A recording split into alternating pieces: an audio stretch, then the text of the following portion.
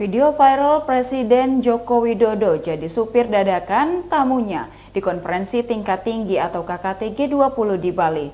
Momentum tersebut terekam saat orang nomor satu itu mengantarkan tamu dari berbagai negara ke tempat makan.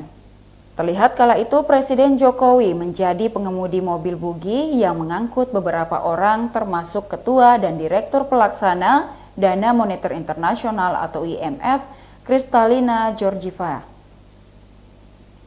Pada video live streaming KKT G20 yang disiarkan kanal YouTube Sekretariat Presiden, tampak Presiden Jokowi mengenakan kemeja putih yang lengannya digulung. Setelah memarkirkan mobil bugi, Jokowi menuju venue tempat makan siang dengan berjalan kaki beriringan bersama bos IMF, kemudian disusul di belakangnya Sekjen OECD Mathias Cormann dan Chairman Islamic Development Bank atau ISDB Muhammad Sulaiman Al-Jaser.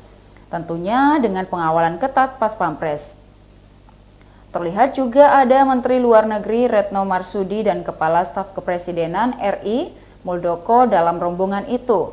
Mereka menuju venue terlebih dahulu dengan berjalan kaki. Sebelum dikemudikan Presiden Jokowi dan rombongan, mobil bugi sudah siap di parkiran di depan gedung. Lokasi makan siang para pemimpin negara delegasi G20 tepatnya di Ocean Front Law, The Apurva Kempinski, Bali. Menariknya, pada jamuan makan siang tersebut, para pemimpin negara menanggalkan jas formal bahkan dasi mereka.